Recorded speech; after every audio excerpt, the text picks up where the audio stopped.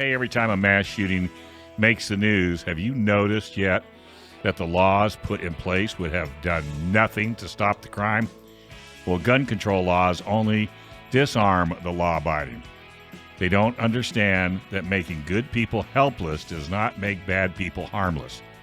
And if you believe that good people deserve the best tools to defend themselves and their families, then you should be a member of San Diego County Gun Owners. San Diego County Gun Owners makes it easy to connect with the community that's fighting to defend and restore your Second Amendment rights. Become a member today. It's only $10 a month. Go to sdcgo.org/join to become a member today. So I was just on a podcast, Dave. Were you really? It was really cool. Yeah. I don't know the name of the podcast. I don't know who it is. I don't know. I do a couple, 3-4 interviews. I mean, if you count TV and everything. Well, you're on a podcast right now. I'm on a podcast right now. This is somebody else's podcast. But it wasn't more fun than ours, was it? No way. How could that possibly be? How could that possibly be? But it was super interesting. This guy doing this podcast said, all right, I want to do conversations with, two different sides of different issues. So I was the pro-gun. And the guy that was there, he's a pastor down in East San Diego. Okay. In a church that's predominantly black. Okay. And he does a lot of outreach. He was in a gang in the 70s, did some time in jail, got out of jail, became extremely religious, became a pastor, and started getting into advocacy for his community and basically trying to go back to people that are either headed in a gang or headed towards back to the hood. And trying to help them out. And so he's, seen a lot of gun violence, and so we had a great What's his name? His name's Cornelius. I forget the name of his church. I think I'm going to his church on Saturday. Here you go. Can't even read. I can't read it. I think I'm going to his church on Saturday. Yeah. Okay. It was really interesting. So he knew who I was. He knew who the organization was for sure.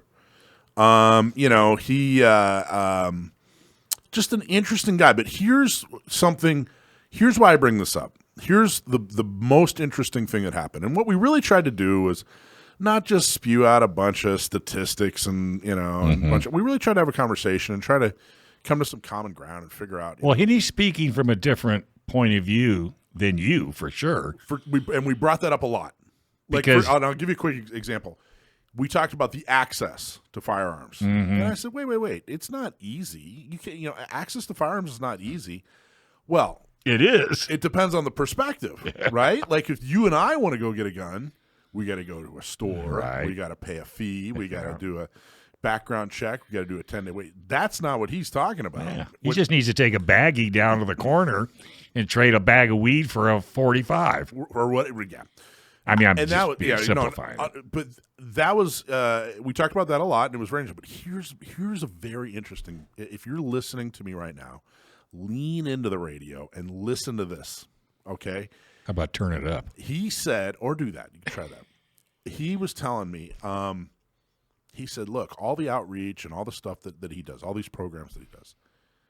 Guess who's right there beside him the whole way? The anti-gun crowd." The anti-gun crowd. They're standing there working with him. They're, helping him on whatever he's doing. They're helping to fund it. They're finding resources and people. And it was, I'm paraphrasing, but it was like, guess what his views on guns are going to be?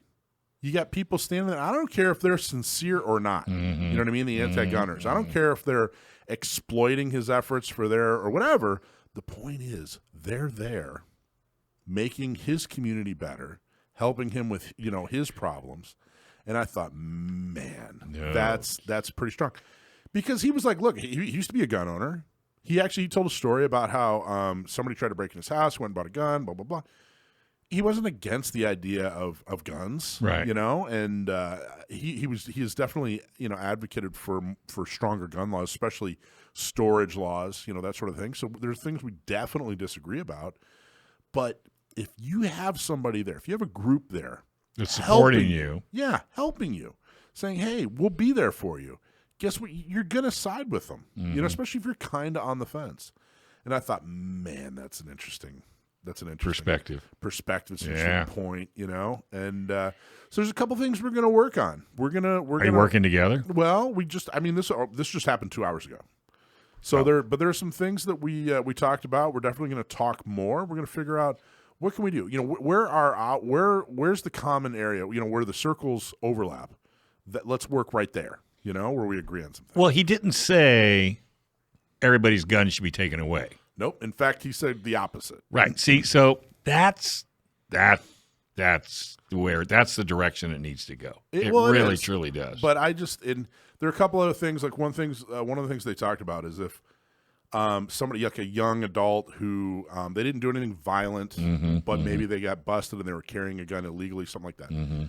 That there's a program that they're trying to send them through so they don't become felons, so that they change their life, turn things around. And one of the pieces is gun safety. They have to go to a gun safety class. I know 36 people that teach gun safety classes. You know what I mean? Right. And I'm sure that whatever gun safety class they're going to now is not talking about how important the Second Amendment is. So I said, all right, great. Let's start there. Let's work just work right there. Let's figure that part out. But the more people he touches, the more lives he touches, the more he does for his community, the fewer murders, the more gun violence disappears. You know what I mean? Anyway, it was all very, very interesting. He was very sincere. We gave each other a big hug at the end, and I really appreciate you. If you're listening to me, Cornelius, I really loved meeting you today. And you're going to his church? I am, Saturday. You have a place to park a Jeep? No. Well, I don't know. I'm sure they have to take a limo. Yeah, I don't know why they have a church. It's a Christian church, but they meet on Saturday. So I guess there's some certain sects of Christian churches that there's a lot of different Saturdays. Groups. I know my church meets Saturdays at 5 p.m. sometimes too, but I only go to the Sunday one usually. But so you're all by yourself? No, the Sunday one, no. Well, if it only meets on Saturday, you go there on Sunday. Oh, true. Yes. So let's talk about. So I just wanted to bring that up, Dave. Let's talk about. That had to be very enlightening because you don't come in and jump script. Yeah. No, really. Unless you're very impressed with the guy. I can't wait to spend more time with Cornelius. I think there are definitely some things we can do together. And I got to tell you, that's the point. Just getting everybody who already agrees with us to agree with us doesn't make any sense. Yeah, we got to go out there and we got to get people who don't agree with us to see the light. So have a conversation. Have a conversation. Coming up, Rob Morse. We're going to talk to Rob Morse. He's a former San Diegan. He's an advocate for the Second Amendment and a really great guy. We're going to talk to him about some of the lies that anti-gunners tell. There is a new gun show in San Diego. You heard me right. It's coming up. We're actually going to have a booth there, and then we're going to talk to Cynthia Kaui. A gun show like a gun show. A gun show like a gun show. Like out at Del Mar type gun show? It's not at Del Mar, and it's not Crossroads of the West, but it is a gun show. How about that? So, and then Cynthia, who's the president of the Young Republicans, are going to come on. We're going to talk to her. And then, of course, Not Me SD got recognized by San Diego County, the Board of Supervisors. Is that something? How cool is that? How cool is that? We went down there. Desi said a few words. We got a nice plaque. A nice plaque. And May 2nd, 2023 was Not Me SD Day. Oh, they actually. San Diego. Joel Anderson. Yeah, Joel and everybody. So everybody signed it except one. Who? There was no Nathan. Which was a bonus. I didn't want his damn signature. I know. A lie is like a snowball. It starts off small and then grows and grows until the point where it gets so big it falls apart and the truth is discovered. That is a quote by Chris Hughes. More on lies and truth with Rob Morse next. But if you own a gun in California, you should have an attorney that specializes in California gun laws on your speed dial. Because if you ever have legal matters that involve firearms, you need California's firearm lawyer, John Dillon, especially if you have questions about red flag laws, gun registration, gun transportation, or maybe you just need to know that your guns are California compliant. Our trusted firearms attorney is John Dillon. John Dillon specializes in California gun laws. Put his number on your phone right now, 760-642-7150. That's John Dillon, California firearm lawyer, 760-642-7150. Okay, first guest, is my buddy Rob Morse. Rob, how are you, sir? I am great. It's been too long, Mike. It's nice to hear your voice. It is fantastic to have you on the show. Welcome. My pleasure. It's been great to watch your success. I'm just disappointed that San Diego Gun Owners Radio doesn't have a couple million more listeners. Oh, all right. We're working on it. Afternoon. That's right. We're working on it. There you go. We're working on it. So tell everybody, for all those folks who live under a rock and don't know who Rob Morse is, tell them, just introduce yourself. Tell everybody why they should know you. Okay. I host the Self-Defense Gun Stories podcast. 20-minute snack food of a podcast comes out once a week. I'm a co-host on the Second Amendment Foundation's Polite Society podcast. We try and cover a week's worth of news in an hour and a half, so we have to talk fast. My blog is at slowfacts.wordpress.com, 2,100 articles. Those often get picked up and carried at AmmoLand and OpsLens. Talk about the first one you just talked about, the self-defense story. Self-defense gun stories. Yes, talk about that because I love it. Well, it got started when I was in San Diego. Yep. Because I'd read the news about someone who either couldn't defend themselves, and then I was mad at our sheriff, or did defend ourselves, and we're at a competition or at a training class, and you go, "Hey, did you hear about Grandma?" And one of the instructors said something that was brilliant. In San Diego, this is where the idea came from. Was Grandma lucky or was she well trained? Did she do best practice?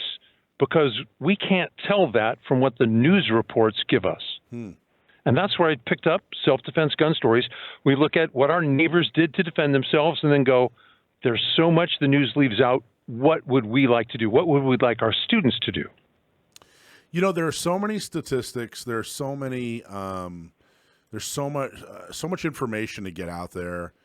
One piece of information I always try to get on the air whenever I'm interviewed by anybody. Doesn't matter. One piece of information I always repeat and try to get on air is the fact that surveys, studies, scientific studies show that between 1 million and 3 million times per year, an American uses a gun to stop or prevent a violent crime. And I don't think we talk about that nearly enough. You're absolutely right, because when you bring the news about armed defense to people, they go, I can't believe it. That's why I said I started with not enough people listen to your show. You're telling them news they don't get anywhere else. John Lott looked at the media and said, look, if this is how many times a criminal uses a gun, and we look at those news stories, and we look at how many times our neighbors use a gun and those news stories, the news almost never talks about us, and it's not like it's a little distortion, 50%, a factor of 2. How about a factor of 1,000? Yeah, really. Isn't that amazing? No, I'm not, Michael. That's not exaggerating. Yeah, no, I know. It's amazing. I mean, it really truly doesn't get talked about nearly enough. And part of the reason, Rob, I don't know. Tell me if you agree, disagree. I think part of the reason it doesn't get talked about is so if you use a firearm, because most of the time when someone pulls a firearm or they brandish or they whatever they do, if they're stopping a violent crime because they had a firearm, they might just say, "Hey, I got a gun," and it stops a violent crime. That means nothing happened. And for the news to report that nothing happened, they're not going to get a lot of clicks. They're not going to get a lot of viewers. Right. That's part of the problem because it's preventing bad things from happening. What does the news do? Well, if it bleeds, it leads. So that's why I think that's part of the problem. You're absolutely right in the sense that we only press the trigger about 20% of the time. So okay. That went from 1,000 to 1 to 200 to 1. That's still a lot of exaggeration the media's got to hide. Yeah, can I offer you another perspective on it? Please. We asked a bunch of reporters if they knew anybody who owned a pickup truck. The answer is no. I'm down in Hurricane Alley now. Yeah. The guys who came and saved our rear ends after 2 hurricanes and tornadoes, they weren't driving a Prius. That's very interesting. They don't know anybody that owns a pickup truck. Jeez. Yeah. Well, I mean, come on. You don't have. Well, just go to Ramona. I swear, you'll see one. We don't keep them under a glass cage out there. Well, and and so they don't. So if someone prevents something from happening, it's not going to make the news. The only time the news reports excitedly about nothing happening is in baseball, right? There's a no, right? I mean that gets a story. Touché. Nothing happens in baseball if it's a no hitter, no errors. Oh my gosh, it makes the news. Everywhere else, if nothing happens, well, they don't get reported on. So, Rob, let me ask you. I just thought it was the first 4 innings you were talking about, but okay, I see what you mean. What's the worst falsehood popularized by the gun control industry? Oh, the gun control saves lives. No doubt in my mind at all. Why is that? Why would that be a falsehood? Because again, if you and I are in a conversation, we meet somebody they're listening to us as we're in the coffee shop, and we say self-defense saves lives. They go, you must have made that up. And they're 200,000, a little over 250,000 uses by a criminal of a firearm in the commission of a crime each year. And you brought up the number, Michael. The number I've heard is 2.8 million times you and I defend ourselves. So by a factor of 10 to 1, and again, that a lot of those are never make the news because Grandma said, I have a gun. She reaches into her knitting bag, and the guy that broke in her back door goes, whoops, wrong burglary, and runs away. So right there, we've got a 10 to 1 ratio of self-defense being common versus the criminal use of a firearm being rare. And our neighbors don't know it. Well, the criminal use of a firearm is rare. I mean, it's really rare. And I was talking in the intro segment. I was just on a podcast where I was talking to somebody who's generally not in favor of expanding Second Amendment rights. I guess I don't want to call this person anti-gun because it was far more nuanced conversation. But he was talking about how there are hundreds of criminals in San Diego County. There's 3.5 million people. There are hundreds of criminals. Not thousands, hundreds of criminals. Right. And that are causing all the problems, that are doing all the drug deals, that are doing all the robberies, that are doing all the murders, et cetera, et cetera, et cetera, et cetera. There are probably about 350, maybe 400,000 gun owners in San Diego County. And therefore, and what happens so often is if, a city council or whatever, county, state, if they come up with some kind of new policy proposal that, hey, here's what we're going to do, they're basically pointing the finger at 350,000 people saying, hey, because a few hundred are doing horrible things, you 350,000 are to blame for it. And in the reality, it's these hundreds. Crime is, especially violent crime and violent crime with a gun, is really very, very, very, very rare. I don't know if we've got time to talk about it. Maybe we'll get to it when we come back. No, go for it. Keep going. Plenty of time. Half of all the counties in the U.S. won't have a single murder.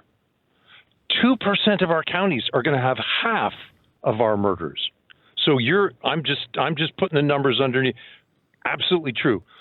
Violent crime is rare. Even if you look at violent crime with a gun, the majority of violent crime is done without a gun, 5 out of 6 times.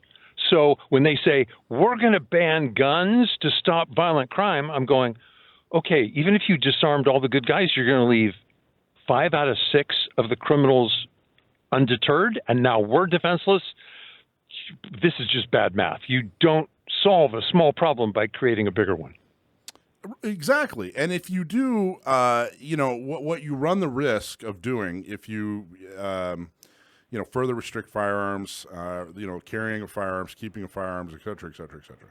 What you run the risk of doing is cutting into those 1 to 3 million people who are not the victims of a violent crime because they were able to defend themselves.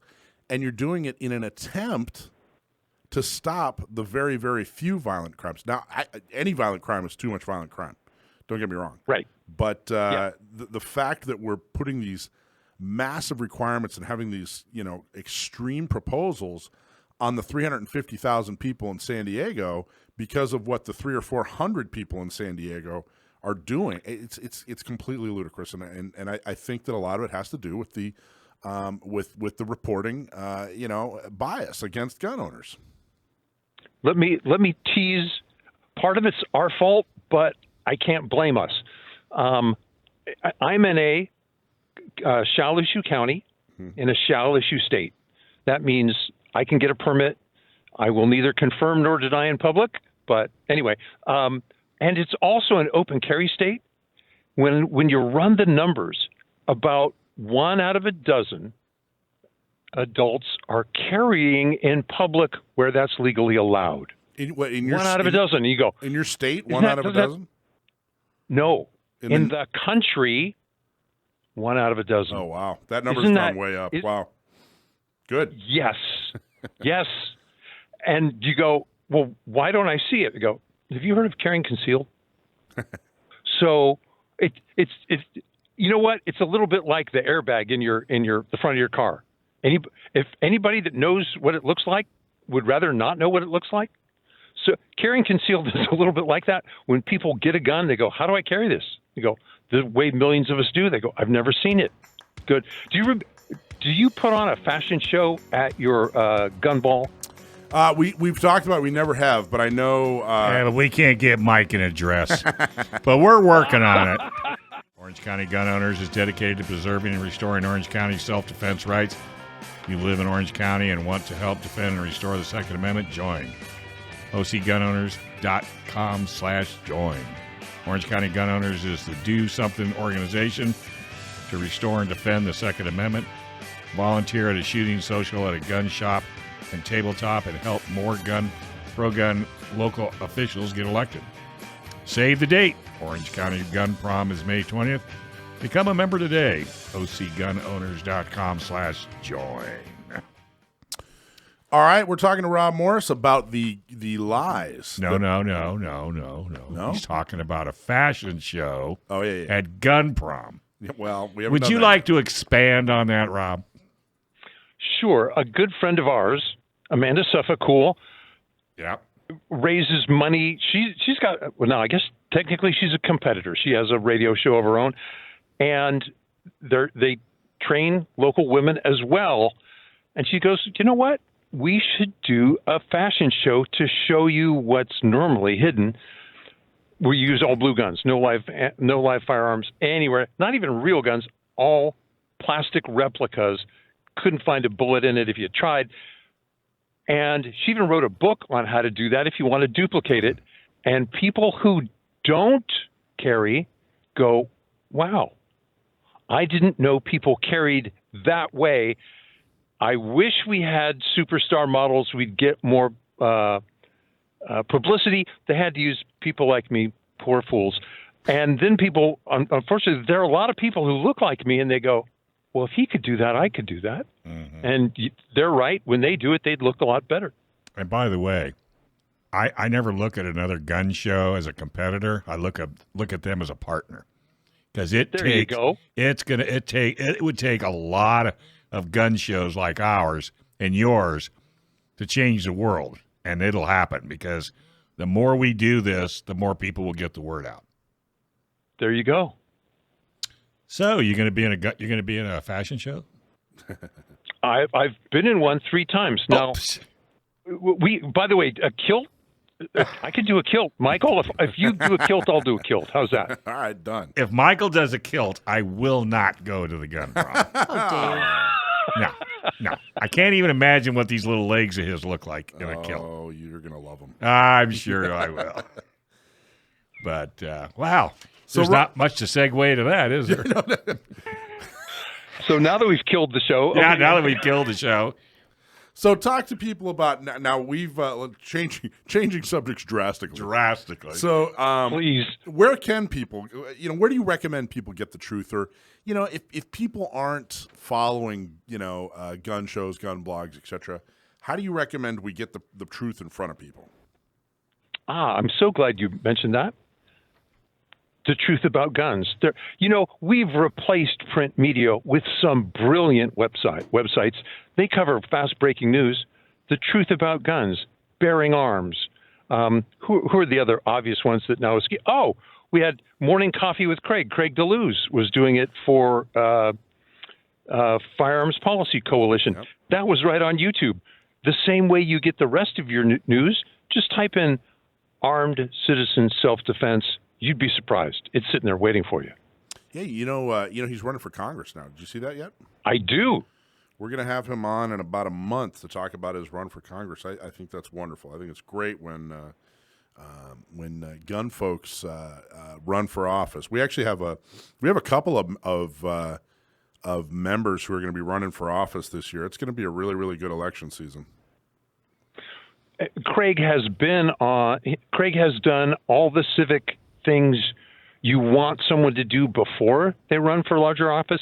He's been on a school board. I think he's been in a leadership position there for a couple of years and doing a great job. When you hear him talk about it, he is so passionate. He really is. So what are some of the other lies? What are some of the other lies that the gun control we're kind of talking about? We're kind of confusing gun control with media because they're so tightly linked. But let's get back to the actual. There you go. Let's get back to the actual gun control groups. What are some of the other lies they tell? Okay, here's the best one. We need to create more gun-free zones. Now, when you go there and you go, you do understand that 49 out of 50. Okay, if you're from out in the desert, that's 98%. That's almost 100%. Of mass murders are done in gun-free zones. What you might not know is in the last 3 years, honest citizens like you and I who carry where we can, when people attack us where we're allowed to be armed, we stop half the mass murders. Say that one more time. Say that one more time. Okay. Sometimes you hear about a guy who carries in a gun-free zone, wasn't technically legal. Often in a mall, he stops a mass murder, and everybody goes, "Ooh, we're glad you're there." But where we are allowed to carry legally, when someone tries to commit a mass murder, ordinary citizens like you and I, Mike, you and I, Dave, we stop it half the time. That's interesting. So if somebody tries to commit a mass murder in an area that is not a gun-free zone, half the time it's stopped by somebody legally carrying a firearm. And when people say they can barely believe it, do this with me. Walk into your ordinary mall and now go, if I suddenly shouted, look at all the people who would look at me. If I'm a bad guy, most of them are behind me and I can't pay attention to them.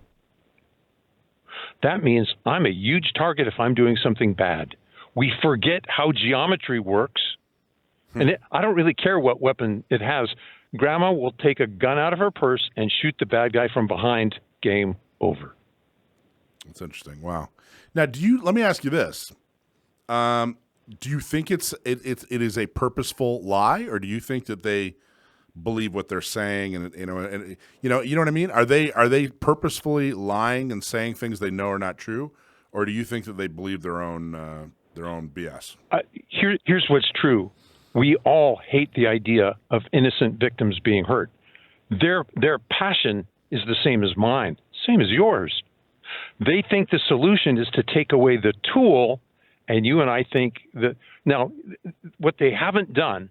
So that's their motivation. That's the honest part of their motivation. The dishonest part is they didn't look past the headline to say, do gun-free zones work? They're reaching at straws because their heart's broken. Well, my heart's been broken too. I just don't want to see more bodies. Here's another thing they don't know.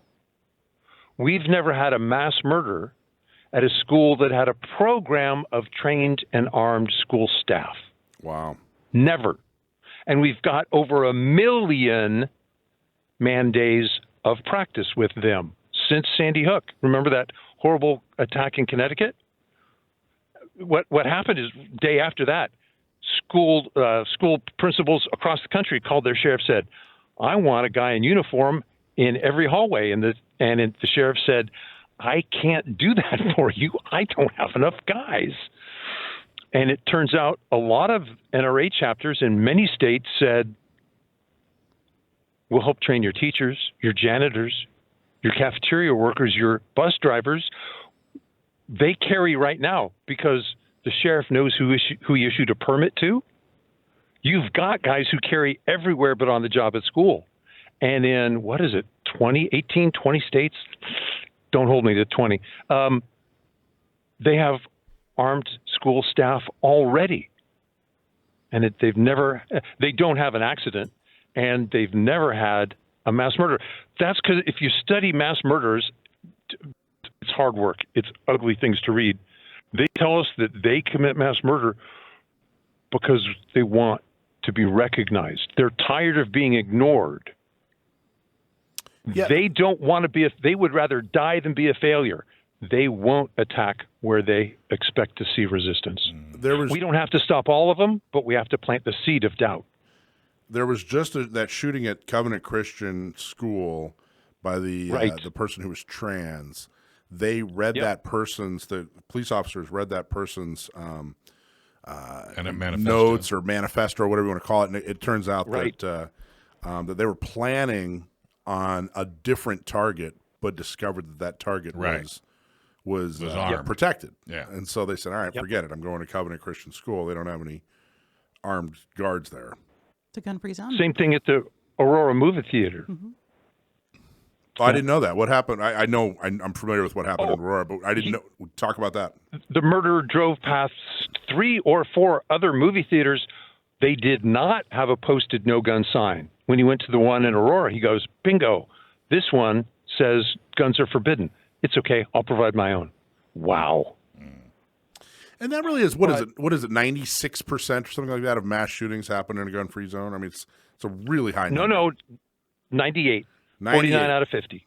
Which is, that's not a coincidence anymore.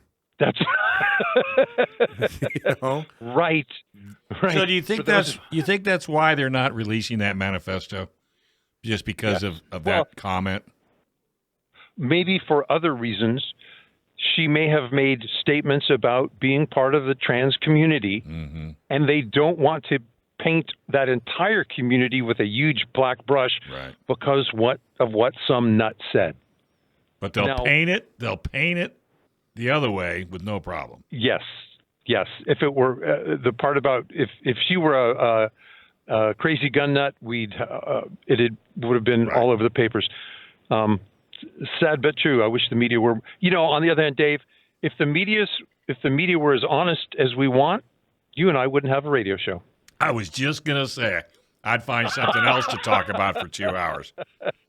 I'm serious, man. I mean, it's and when you listen to the media, it's almost you almost want to call them up and say, "Are you listening to what you're saying?" Right. I know. Well, and that's why people need to listen to you. I'm so grateful that occasionally they read me, because the truth is out there. The truth, I think, is now. Tease this one. We only got a minute. I know. I think we're seeing the end of mass murder because so many of us are carrying. The only place they're ever going to try it is in gun-free zones, and I think we're telling the truth on those. I expect those to go away in lots and lots of states. Yeah. I think you're probably right. How do people read and hear and see and follow know more about you, Rob? I host the Self-Defense Gun Stories podcast. I'm a co-host on the Polite Society podcast. My blog is at slowfacts.wordpress.com. From there, my writing is picked up and carried at AmmoLand and OpsLands. Thank you, gentlemen. Are you allowed back in California? For gun prom, I'm allowed back. All right, we got a dress. Are you coming? Are you coming to gun prom, Rob? You should. Well, I'm gonna send you a message. Let's get you out here for gun prom. I think that'd be awesome. We're gonna get him a dress. That'd be great. He'll be looking styling. Take care, buddy. The gun show is coming back to San Diego on June 3rd and 4th. We're talking all about it up next with Carlos Gonzalez. But have you ever wanted to get a pilot's license? Well, here in San Diego, pilots can fly almost every day, which makes San Diego one of the best places to learn how to fly in the world. Learn to fly with San Diego Flight Training International. Check out this deal just for gun owner radio listeners. 1 hour of ground school, 1 hour of flight with an instructor. Yes, you get to fly. And it's normally $400, But just for you listeners, $350. Getting started is super easy. Just call them at 858-569-1822, or you can go to Learn to Fly with SDFTI. But I just call them at 858-569-1822. And don't forget, SDFTI is hosting a CCW seminar on May 30th. Learn how to get your CCW permit in San Diego County. I don't even know what picture Brittany just pulled. She just sent a picture with my face on somebody in a dress. I don't even know where she got that picture. It's a gown. It's a gown. I'm sorry. I don't know where she got your head. I know. What picture is that? I don't know. I'm going, where did you find So that? where did you choose from? That should be your Facebook. New Facebook cover. So I'm pretty excited about this. I can't wait. Our next guest is Carlos Gonzalez. Carlos, how are you, my friend? Good. How you doing, bud? Good. Why don't you introduce yourself a little bit? Tell our audience who you are. Well, I'm Carlos. I work for the promoter, Mr. John Lowe. I get to do a lot of the hands-on stuff down on the ground, basically the setup and stuff like that. We're based out of Arizona. That's where I'm from. I'm a family guy. I got 8 kids, including the most gorgeous little Down syndrome girl you are ever going to meet in your life, man. 8 kids? Yes, sir. That's a lot of kids, my friend. Good for you. Congratulations. Thank you. Thank you. You know, me and my wife were just set up to have a big family, and it's been a wonderful experience because as we teach one, they teach the other, and they just, the youngest ones are beyond smart. I mean, smarter than their older siblings. It's wonderful. It's awesome. So it sounds like San Diego has a gun show again. Is that accurate? Am I reading the headlines correctly? That is accurate. We had to pull a lot of teeth. We've been working down with the California DOJ and with the police departments and everybody down there, just trying to put this thing together. They've been so good to us. I mean, it's a lot of work to put these things together and make sure they're safe, but they've been very helpful to guide us there. I mean, it's been, 5 years since the last gun show down there? Yeah, so, I mean, it really is. It's really difficult. I've been looking for venues, and I did a little bit of work. It didn't sound like I did nearly the amount of investigating and teeth pulling, as you put it, as you guys did. But talk about it. So how did it come about, and where is it? And give us some details. Well, this is all Mr. Lowe's idea.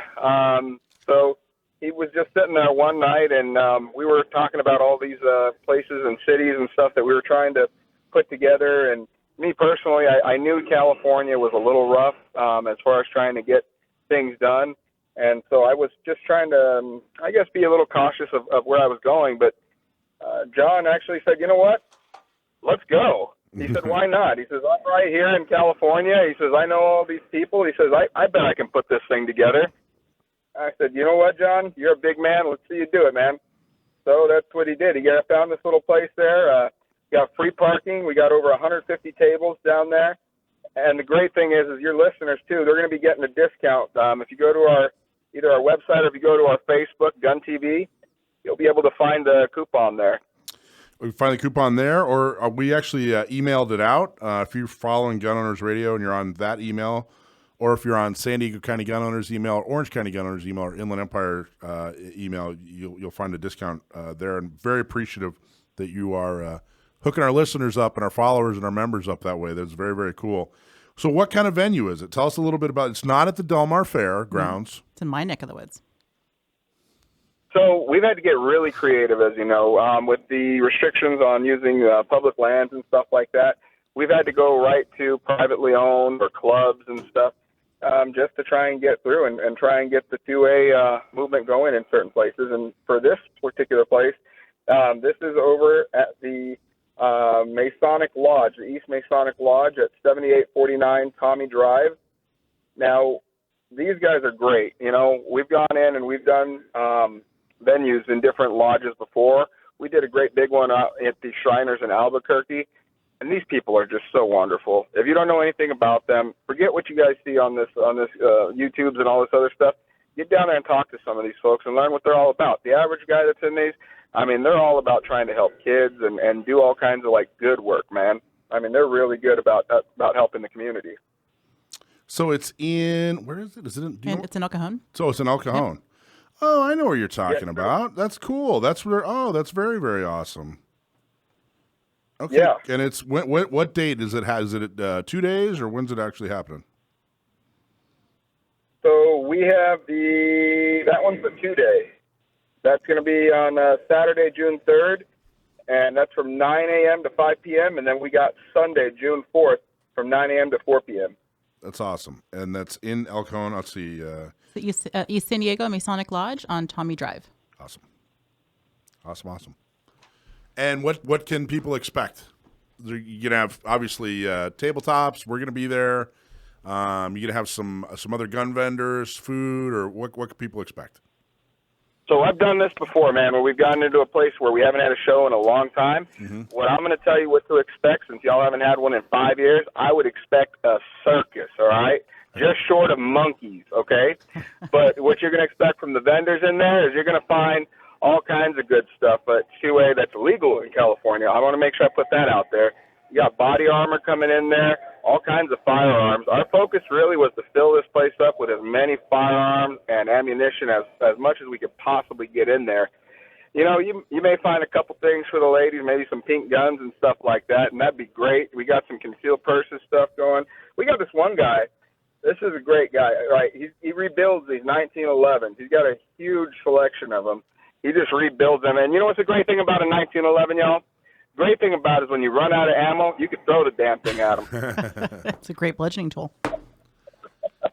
And we got my buddy of mine, Larry from Hard to Find. Now, this guy is great, man. If there's any kind of magazine that you want, you need, anything that's hard, literally that's how he got his name, Hard to Find, because he finds the craziest, oddest things, and he takes it, and that's what he puts out there. And so, like, any kind of magazine you can think of that you'd find online that's, like a few $100, he got it there for like $50, man. He don't play around. That's very cool. And how much can you buy tickets at the door? Do you buy tickets before you get there? What's the best thing to do?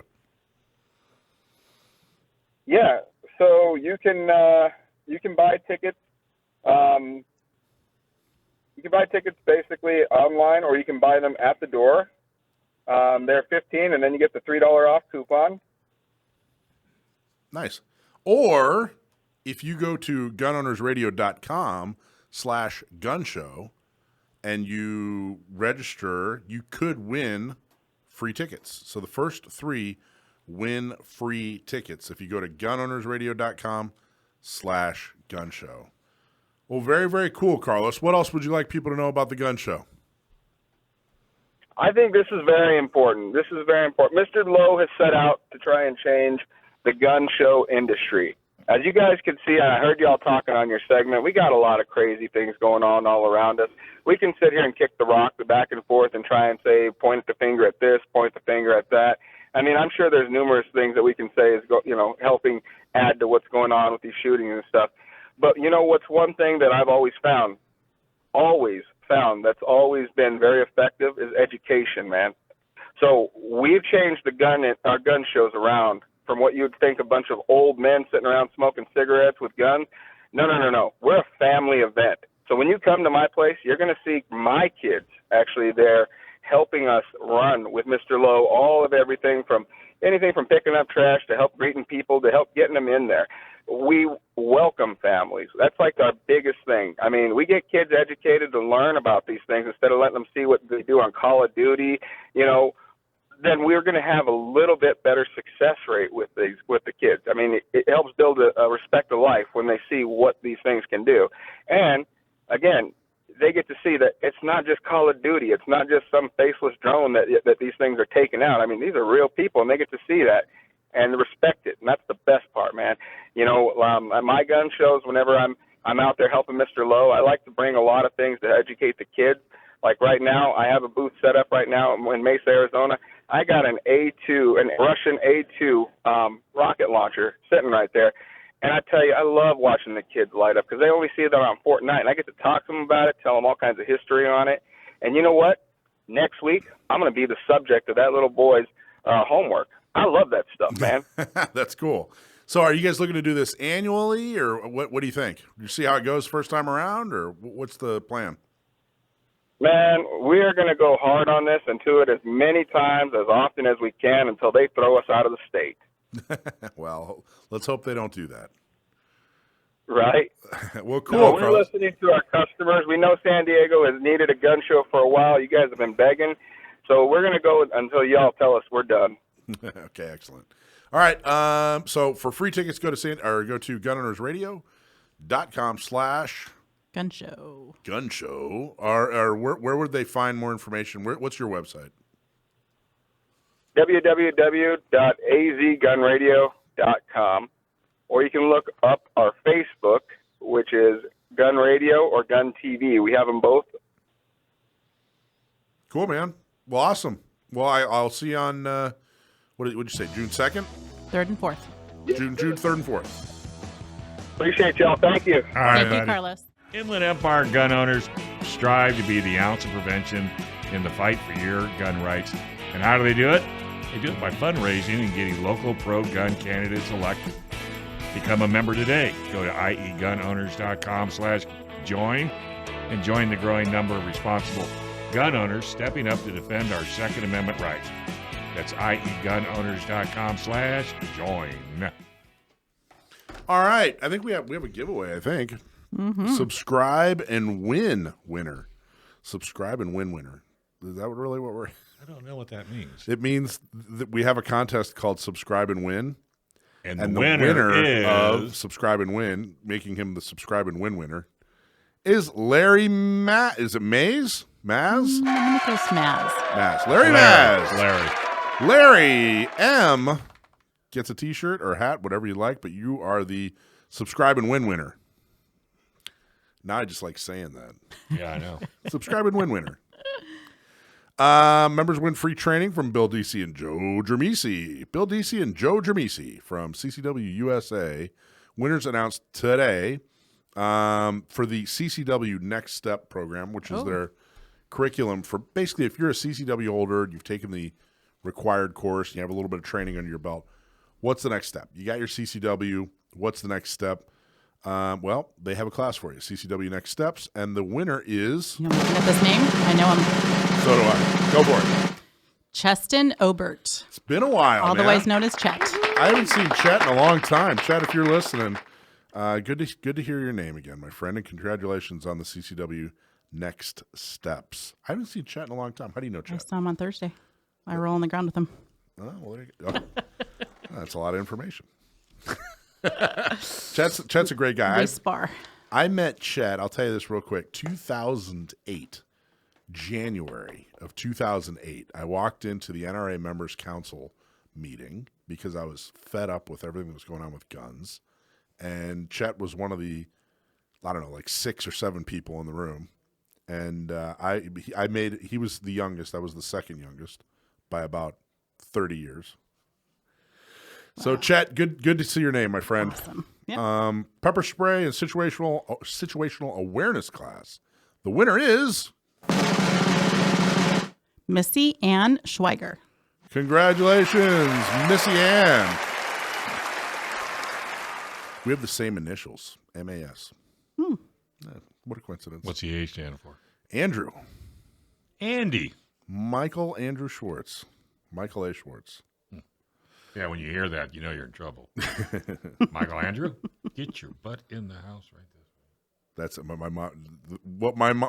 What my mom called me that I knew I was in trouble. I can't say on the air. No. Okay. All I know is David Roy was not going to get me anything good. Okay, next training prize will be a class from Mike DeSargo from Stronghold Dynamic. Who was your guest last week, right? Mike DeSargo? Dave? He wasn't Desi. here. Yeah, It was Desi. He was awesome. I was shooting things in Colorado. Yeah, how was that? Well, It was before you tell us freaking about amazing. it, register for the drawing at training, the number 4 members. gunownersradio.com/training, the number 4 members. So real quick, Yeah. how was it in Colorado? It was warm, sunny, and amazing.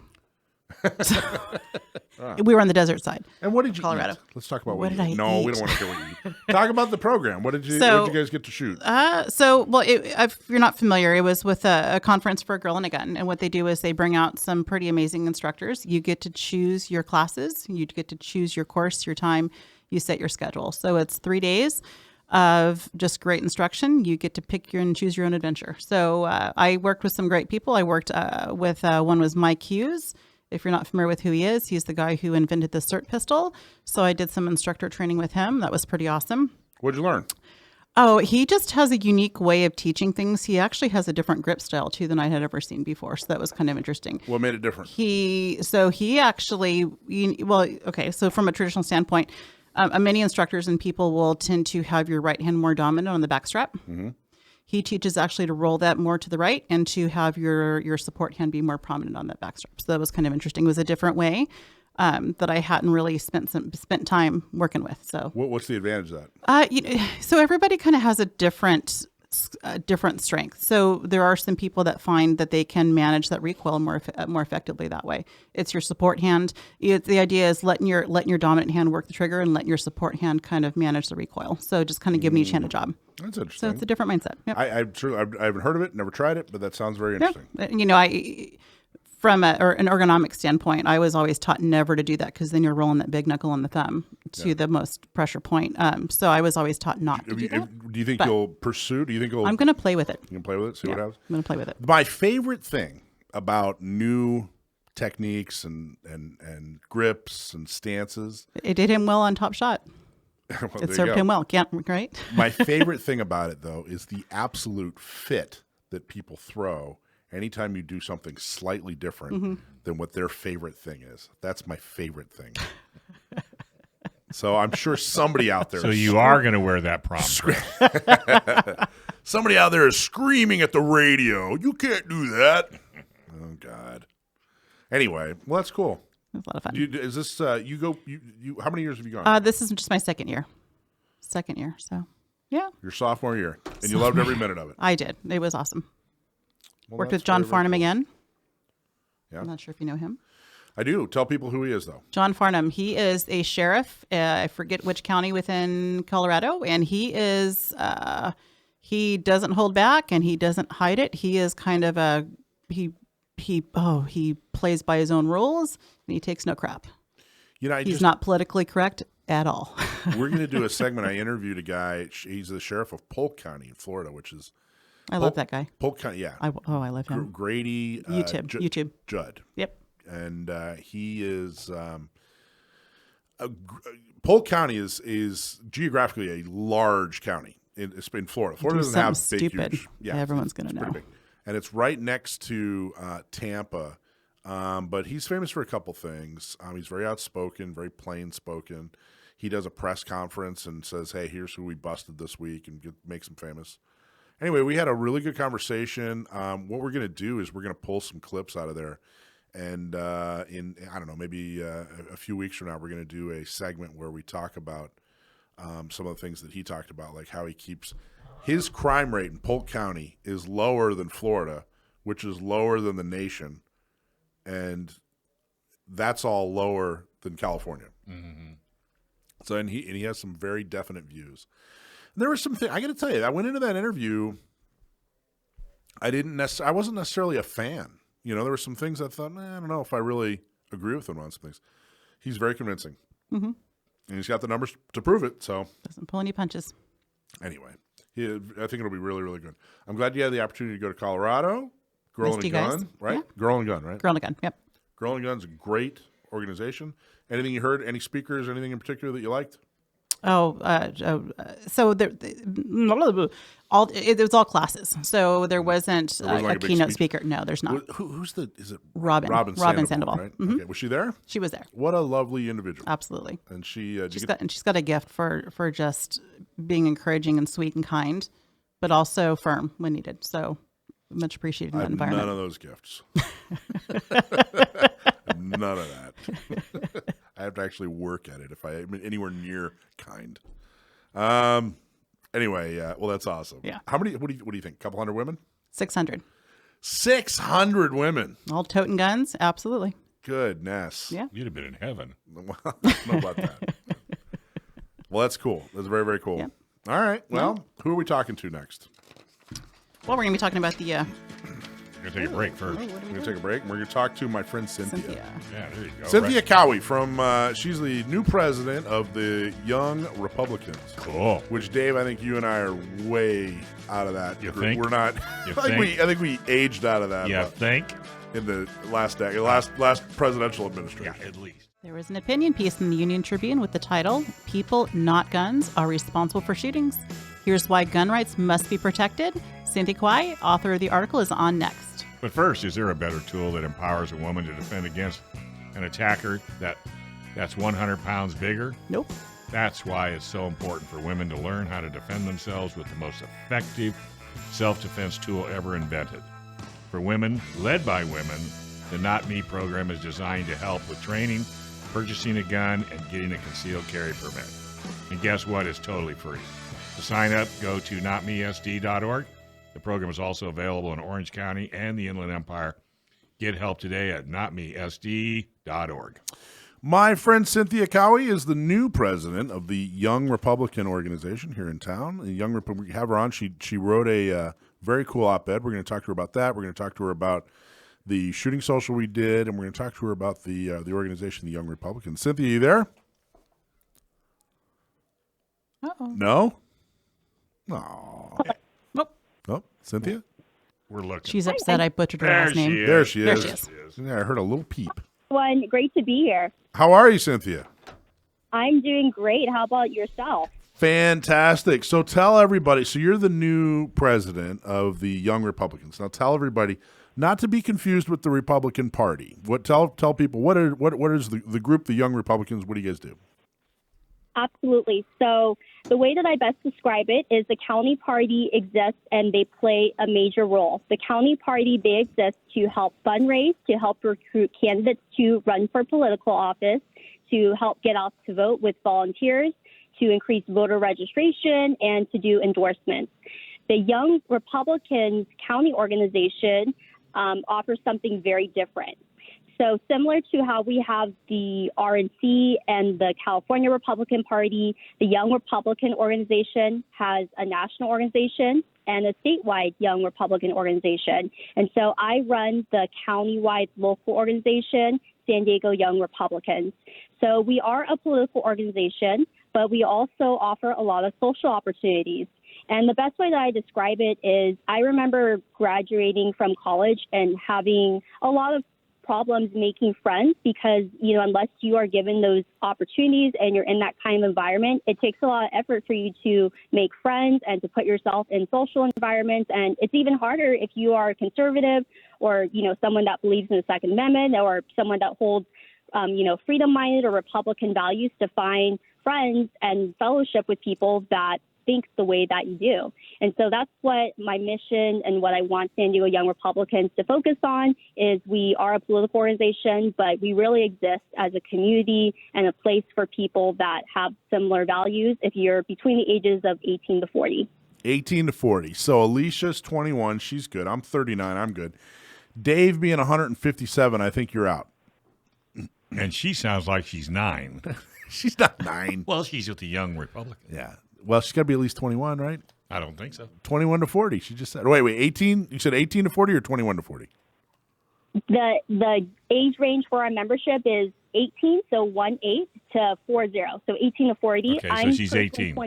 She's not 18. No, 18 to 40, but I'm personally 28, so I am a Young Republican. I'm in that range. So what made you step up and take the reins? I think it's leadership is always difficult, and leadership in politics is super difficult, and leadership in that side of the political spectrum in San Diego, California, is super difficult. So talk about what made you decide to step up and be a leader?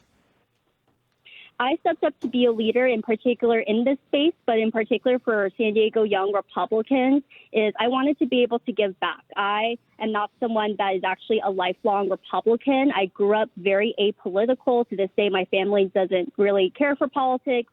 I did grow up conservative. And, in that sense, however, I didn't always correlate my values and my beliefs with my politics.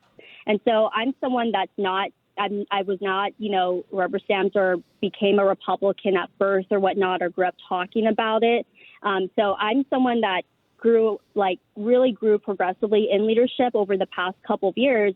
And I attribute that to the relationships I built and for the people who believed in me. So the former president, Morgan Kimbrough, did such a great job with fostering a great community of young Republicans and, making sure that it's a great place for people to make friends. And so he actually, reached out to me, and we were friends before, and I had been involved with SDYO before that, asked if I'd consider being the next president. And then, from there, the board unanimously, agreed to appoint me. And, from there, it's just been like the greatest blessing. I'm not someone that backs down from a challenge. And I was someone that I've always been in positions of leadership in government. So when I was in high school, I was actually class president for all 4 years. And then I was involved in, associate student body. So, and as someone, outside of that, I really care a lot about making sure that we bring more young people into the Republican Party. We are, a two-party system, and, ultimately I feel, on the Democrat side, I'm very respectful, to that side because they believe in it. There's a lot of people on the left that do believe in the Second Amendment, and there's other issues we can agree on. But the reality is, with the consumption and the market and the mass media, a lot of times people only see one side of it. And so I care deeply about making sure that everyone knows that San Diego, there is another side to politics. And there are also a community of young Republicans in the county that believe in these values and making sure that we are heard and that we have a seat at the table. That's awesome. So what has been, so you said you didn't grow up particularly political and kind of got into it during college, right? Yes. So I grew up in San Diego, and I also went to public schools and university here. So I went to the University of California, San Diego. So everyone would know that as UC San Diego. And I was in college at the time during the very infamous 2016 election with Hillary Clinton and Donald Trump. And it was just a really interesting experience because when you're someone that doesn't care for politics and then you are surrounded by a bunch of your peers, that was all that they talked about. So it was just a very entertaining season of my life. And it was a family friend that, encouraged me to vote for the first time. And so I did that. And then, from there, I, went down the rabbit hole and just started to learn more about politics on my own as a hobby. And, I really grew to care deeply about it and very passionate about it. And then after the 2020 election, I decided to get involved with the Republican County Party. And, for anyone that chooses to get involved with politics, either make it your profession where it's like your day-to-day job, or if you volunteer, if you are a Republican in San Diego, it is a small world. So once you go to like one meeting, the doors, it's like a snowball effect. It can be a blessing and a curse, but, there's a lot of benefits to that. And that's kind of like how I kind of grew up in the ranks. Yeah. It's interesting. Of course, the 2016 election was huge. And it felt like it was I don't know if a tipping point's the right way to put it, but I was just talking to a buddy of mine I went to high school with not too long ago. In high school, I graduated in 1994. And, there were and I actually got into Rush Limbaugh, in my junior year.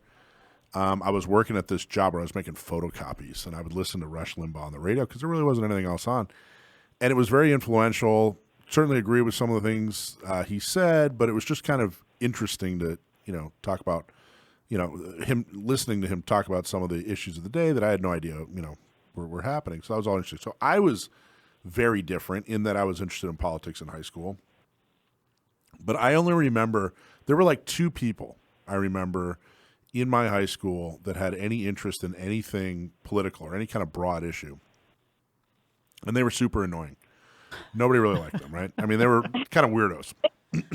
Now, it's like everybody, back when I was in high school, you were into music, you were into sports. Everybody had a favorite sports team. They had a favorite band, or even a favorite genre and had favorite bands. Now, it seems like high school kids are way into politics, more than I've ever could even imagine. And I'm not sure it's good. I'm not sure this is a good thing. They're being hand-fed. Yeah, I agree. By the schools? You know a couple of high it's- school kids, don't you? I know. Yeah, I know a few. You know, they're definitely getting it from what I've seen. Definitely getting it from the schools, from the teachers, from each other, and at home. I think they're getting hit from all points. And what's difficult, and I'm glad that groups like like the Young Republicans are out there to kind of give the other side, to give a place to go and to give some truth out there, because they are being hit by so many different angles with non-truth and lies. So, Cynthia, what was the biggest when you started getting into politics and you got involved? Is there something that you were particularly surprised about, or is there something that you were kind of taken aback by, or something that you were maybe pleasantly surprised? I was pleasantly surprised by how there is a community here in San Diego, because I obviously did not because I graduated in 2017. So I graduated towards the tail end of that during that 2016 election. So before that, I had very similar mentality to yourself, Michael, where I was not political, and I felt like that was never the depth of my conversations with any of my friends. And I felt like after that election and kind of observing how colleges before that, after I graduated, I agree with you all. For some reason, politics is the first thing people want to talk about. It's I kind of grew up thinking that was a taboo topic to touch. And so when you're someone like myself who graduated college and was, it's great to be able to be friends with your coworkers, but, sometimes there's some pros and cons to that. And, trying to find people that think the way that it can be very hard, because when you are working full time, it's exhausting. And with the commute and whatnot, when you're only used to working a certain amount of hours during school, it's an adjustment when you become a working professional. And so you have to put in a lot of effort to find spaces where you can make friends. And so I was pleasantly surprised when I decided to jump into politics and, trying to volunteer, become an activist, and then now being able to have the blessing and the privilege to be a public servant right now and serve, in this position as the president of San Diego Young Republicans. I've been pleasantly surprised that there's a lot more people out there that believe in the truth, that believe in the Second Amendment, and, believe and hold the same beliefs that I do. And you just wrote an op-ed. What we're gonna do is we're gonna go to a break, and then we're gonna talk all about your op-ed and what made you decide to author that op-ed and the points that you made. It was published in the Union Tribune. Did a fantastic job. We're going to talk to you about that after the break. A lot of companies waste an enormous amount of money on marketing, and the design is excellent, the photos are beautiful, and your website looks great only on your phone. But it's not getting customers. Why? Because you don't have the words that make people buy. But now you can fix that with Sage Street. Sage Street can help you find the words that make it easy for your customer to understand what you do and how to buy from you. Stop wasting money today and schedule a call. Getting started is real easy. Visit sagetree.com. Click on the Schedule an Appointment button at sagetree.com and click on the Schedule a Call button. Find the Worms. What was that movie? Roxanne? Remember that? Worms, Roxanne, worms. All right, I'll take obscure movie references for 500. I think you will. We're talking to Cynthia Kaui. She's the president of the Young Republicans, and she is making a difference and stepped up to become the leader here in San Diego. And part of that is she wrote an extremely interesting op-ed that the Union Tribune published, and she chose to talk about the Second Amendment. Talk about that. How did you get the opportunity to write such a fantastic op-ed? Well, first off, thank you so much. And it was such a blessing to be able to publish this. And, one thing that I hope to play a small role in regards to the Young Republican movement is a lot of conservatives and Republicans, they always complain about fake news and the press doesn't give opportunities, all the things of that nature. Well, I am of the opinion that I just don't think Republicans and conservatives they don't take advantage and leverage the opportunities that are available to speak with the media and press. And so that's one thing that I'm hoping to play a small role in, showing that if you have courage and you step up and you go into the lion's den, as I would call it, you will be able to help change hearts and minds, because ultimately that's what we are called to do, is to speak the truth and to be able to show that there is the other side to every argument and to every political discussion and to every story. And so fortunately, the San Diego Union Tribune, I have built, a good professional relationship to where, they had actually reached out and had expressed that they have a lot of op-eds that publish, calling for gun control. And so they had reached out, knowing that I am the San Diego Young Republicans president, and asked if I'd be interested in writing an op-ed describing for, sharing the other side of the argument, because they wanted to be able to showcase someone that had a difference of opinion. So I took advantage and leveraged the opportunity, and I wanted to focus in particular on, highlighting all the support that you all as the San Diego County Gun Owners has given us with sponsoring a shooting social, and, being able to make a very sound argument that I think could obviously support, the Republicans, but I think also really cater to anyone that isn't a registered Republican but owns guns and believes in the Second Amendment and believes that it should not be infringed upon, and, be able to be articulated and, addressed in the way that it's written. And so that's kind of like the genesis on what inspired me to focus on this topic and why I wrote about the Second Amendment. So what did you hope to, what message did you hope to get across? What people that read it in the Union Tribune, what were you hoping they walked away? What message were you hoping they walked away with? I was hoping for several different messages. One is, if you are someone that believes in the Second Amendment, to not only continue to believe in it, but really step up and share how important it is, and being able to have the courage to be able to have these kinds of difficult discussions. Because I recognize it is a very sensitive topic, especially with, anything that has to do with like death or anything that's, it's gun control, Second Amendment are topics that really, really get people fired up. So I recognize how hard it is to be able to even want to talk about those kinds of things. So one message was to be able to ask Republicans or people that believe in the Second Amendment to have the courage to have these conversations and not only affirm what you believe in, but be willing to engage with people about this particular issue.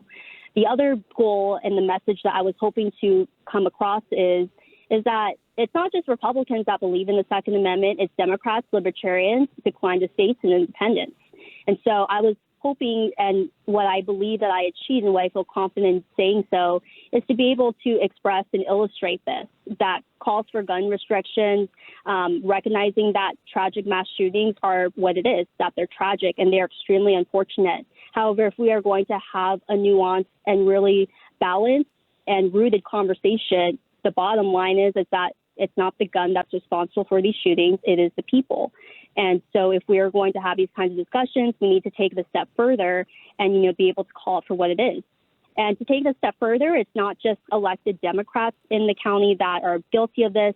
If you read the op-ed in the San Diego Union Tribune, I also, took issue with some Republican elected officials in the House and in the Senate where they were calling for red flag laws. So when I say I believe in the Second Amendment in the way that it's written and that it should not be infringed upon, that is just what I believe in. And it was extremely well written. You did a great job. How did the UT? How did they receive it? They, hey, thanks for the op-ed. We're gonna print it, or did they give you a hard time? They received it very well, and they agreed to print it. In fact, it was always one of my goals for SUIR is to make sure that we are visible through the media and the press. So it was always on my to-do list to be able to publish these op-eds, but this happened to be, my first topic that I decided to write about as the president.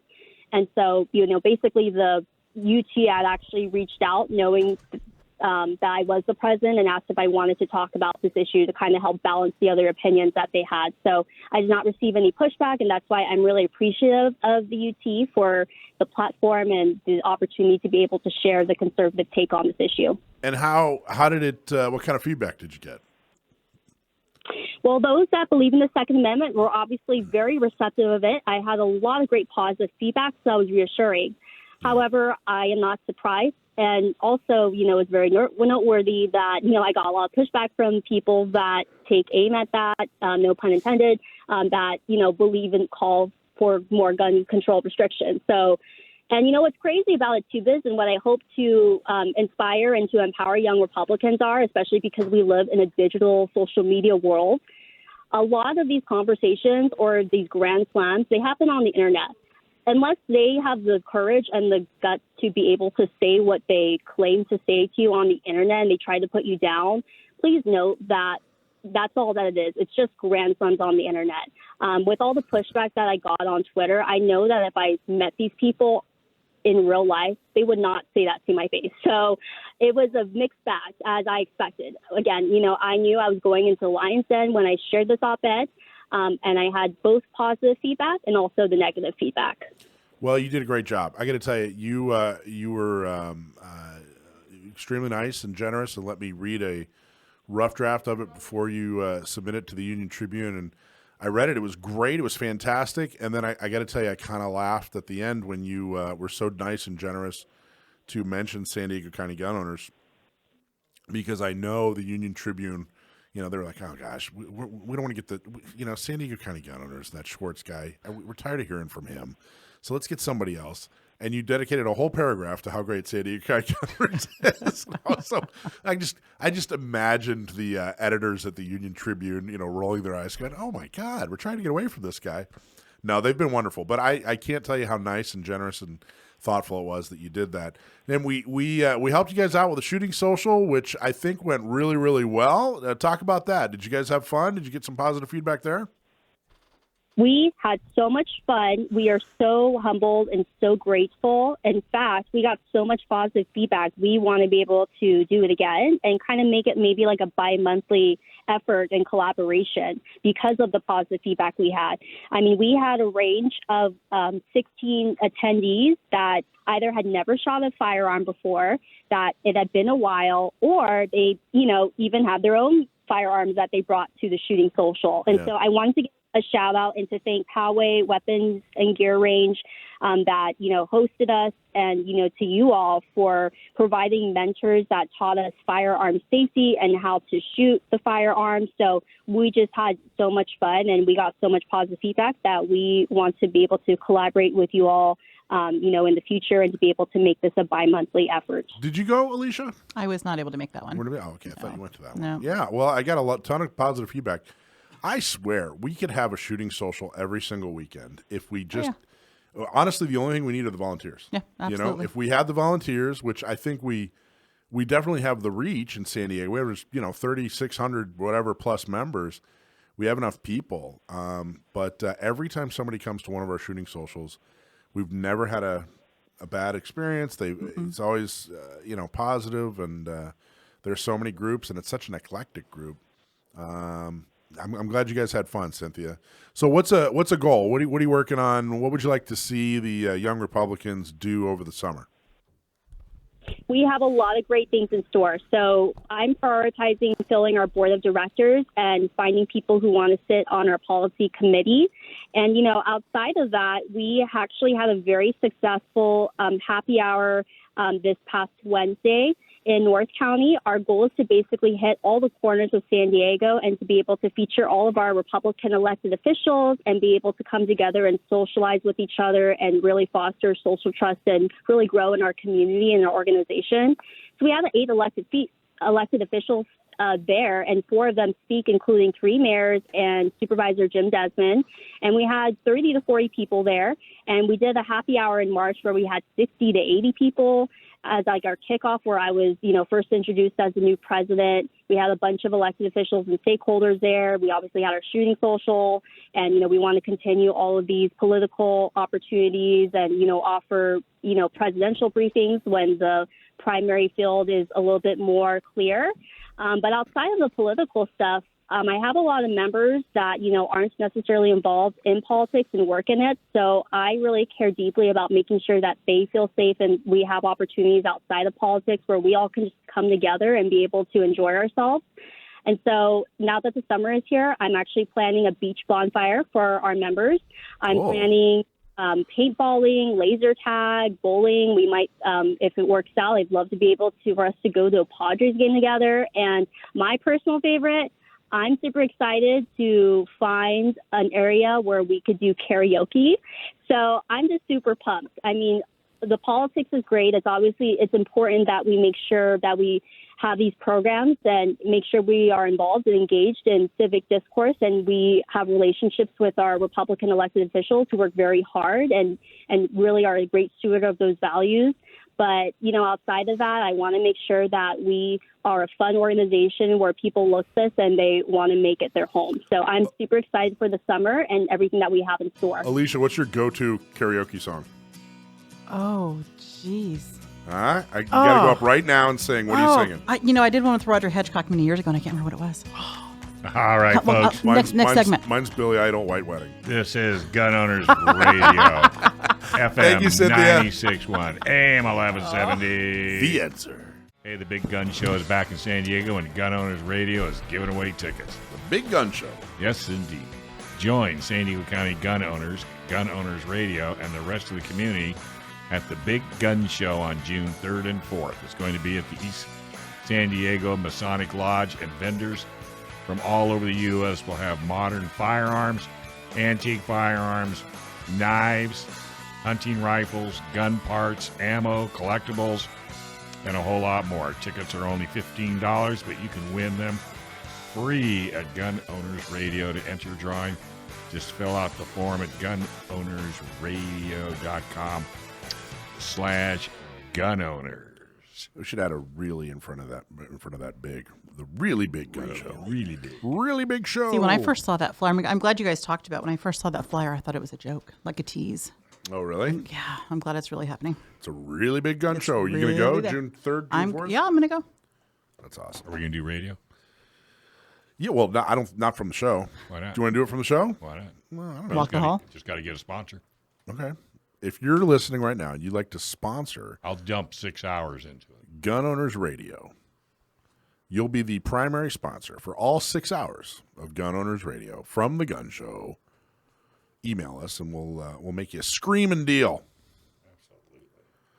Okay. What are we give him doing? your email? What are we doing here? Say again? Going to give him your email now? Yeah. My email is info@gunownersradio.com. info@gunownersradio.com. Email there. Or you can email me, Mike. It's Michael. Michael@sdcgo.org. Or just go to the website or the Facebook page or the Instagram or whatever. Get a hold of us. We will make you a screaming deal if you want to sponsor Gun Owners Radio for all 6 hours on Sunday, June 4th at the Really Big Gun Show. That's what we should start calling it. Really Big Gun Show. Okay. What are we doing? Sam? Is that what we're doing? That would be a good idea. Sam the Gunman. How are you, my friend?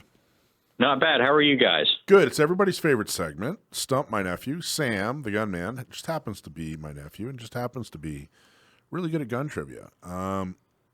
So if you send us a question and we use it on the air, we'll give you a hat or a shirt. If you stump my nephew, we'll give you a really, really cool special prize. So without further ado, Alisha, you want to ask my nephew the question I du jour? sure will. Hey, Sam. Hey. All right. You ready for your question? I hope so. All right. I think you're going to get it. All right. So the question this week is from Mike from Pacific Beach. And the question is, why did German submachine gunners always wear gloves in World War II? Always. Mike from Pacific Beach. First of all, thanks very much for writing in. Second, I don't like that place name because all beaches in California are Pacific Beach. Oh. So that could not possibly be more vague. So it's kind of It's actually a real place. It's an unspecific Pacific Beach. And if you visit them, you will totally understand because they're just as confused. Mike from an undisclosed beach on the Pacific. There you go.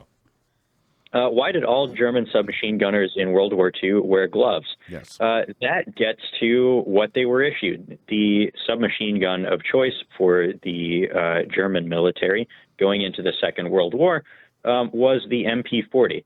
And if you've ever seen an MP40, which you have, because if you're listening to this, you have at some point in your life seen a World War II movie, it has this magazine well out front, very long receiver, magazine well out front, and a barrel sticking out past that.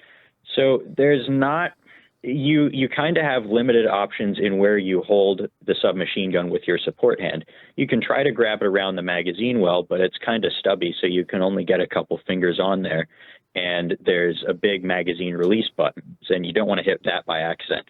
So presumably you would be holding it, if you tried to hold it farther back toward the pistol grip, you wouldn't get very good balance. You wouldn't be supporting the weight very well, and you wouldn't have good control over the gun, especially in full auto. So if you're holding it out front, your hand is right there where the barrel is, and that barrel is going to get hot, especially when you're dumping magazine after magazine through it in the heat of combat, if you'll pardon the pun. So you definitely need gloves just as thermal insulation, because there's no handguard on that thing. I'm sorry, that's not right. The answer is it's because their hands are cold. No, I'm kidding. Go ahead. What's the answer? All right. So the German MP40 submachine gun got very hot, and it had no protective casing on the barrel, so it was impossible to handle with bare hands. Machine gunners were given leather or wool gloves and never took them off during combat operations, even in the summer heat. So you were absolutely correct. So let me ask you this, All right. Sam. The M3 submachine gun, which tanker operators used, looks almost like this gun. What makes the M3 much easier to shoot than the MP40?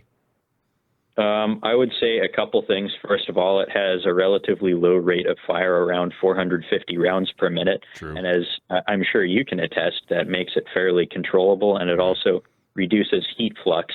And all the physicists listening just cringed, because flux can mean a variety of different things. But I don't care, because I'm not a degreed physicist, so I'm going to use it.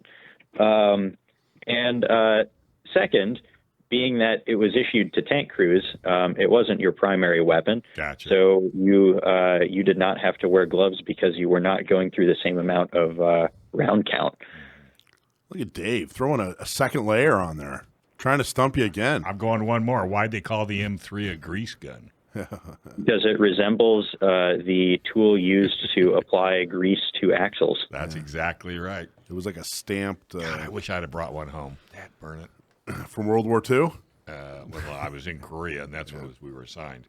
Oh, really? Yeah. Oh, that's It was the best weapon I ever had. So You could literally hold your hand straight out and fire it, and it would float. It would literally float. nice. And you're right. It was a very bump, bump, bump, bump, bump, bump. I mean, it wasn't high velocity by any stretch. Awesome job, Sam. Yeah, as that was always, good. you tried to stump you a couple times and it didn't work. So tell us about your latest blog. What do you got going on as far in blog world? I'm excited for this one. Something I want to talk about, actually. I wanted to bring this up a few weeks ago, but I wrote a blog post called "Why Don't We Have Smart Guns Yet?" And something that happened like 2 or 3 days after that blog post went live is another company unveiled a new smart gun, and it actually addresses a lot of the problems I mentioned in the article. Hopefully, it's the company is called BioFire Solutions, and it's been kind of making the rounds online. But it's maybe I don't know. I guess I just have really bad timing, or the universe has a sense of humor. But I thought that was an interesting coincidence. Interesting. Talk a little bit more about that. Do you think you'll like a smart gun, or what do you think? I don't see it. There's an inherent problem with smart guns, regardless of how good the technology is, that they don't provide something that's useful for many people. It's inherently kind of a niche product. And given that I have proper security for my own firearms, I keep them I'm not going to tell everyone how I keep my guns, but I keep them in a way that they're accessible when I need them, but properly secured so that if someone were to randomly pass by, they first of all wouldn't know they were there, and second, wouldn't be able to access them. And it seems like the real use case for an ideal perfect smart gun, like if this BioFire thing pans out, is for people, and I'm sure there are many in the listening audience, who live in a household where maybe having that physical security isn't very easy, and there is some risk of someone stumbling across it by accident that really can't be mitigated easily. But you still don't want some random person, some roommate or something, to be able to use that gun. So I think it's got potential. I wouldn't buy one, but it's got potential. That's interesting. All right. Well, cool, man. Excellent job. Great blog. As always, fantastic job on the trivia. And I guess we're going to talk to you next week, my friend. Yeah, I look forward to it. As always, thank you very much, everyone, for listening, and you all have a good night. All right, bud. Thanks, Sam. You too, buddy. That was a good show, Excellent. right? There were some good guests. And Yeah, real good guess. Real good good conversation, and the hosts were handsome and beautiful. guess. And Guess which one was handsome and which one was beautiful? that'd be you. By the way, you need to subscribe to our show and give us a nice 5-star review. Please do. You can find us on Apple Podcasts, Google Podcasts, YouTube, and Spotify. And when you're out bopping around and you swing by San Diego County Gun Owners, one, you need to join. Same thing with Orange County. Same thing with Inland Empire. Yes, you can join all three.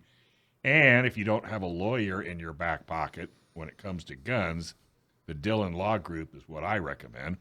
Sage Tree, if you want to get your website up and running. And if you've decided you want to go into the sky, San Diego Flight Training International will be the ones I highly recommend you go to as far as training goes. Big shout out and thanks to Alisha Curtin, Mr. Schwartz, That's me. Sam the Gunman, and of course, Mr. Wonderful, Brendan Thomas. I think Bob Siegel's in the house. I think I heard him chatting away, so he'll have an interesting show lined up. I don't know what it's about, but it might have something to do. Religion and politics. Yeah, it might have something to do with the border. You just never know. Since we're getting real close to lifting good old prop or whatever. Title 42. Title 42. Title 42. Should be interesting. Thursday's going to be a rough day. But it's a good thing that the border's closed. That's the only thing I can say. All right. So what, did you buy a new gun? No, I didn't buy I bought a new gun. I bought a new gun in a long So you time. bought a watch instead of a gun. I purchased more watches in the I know. last What's up with that? year than guns. All right. Well, hey, folks, you can get us on all the podcasts. Tell all your friends. And help us fight the fight and join San Diego County Gun Owners, Orange County, and Inland Empire. $10 a month. Come on, you can't even buy breakfast for that. That's right. Right here on Gun Owners Radio, FM 96.1 AM 1170. The answer.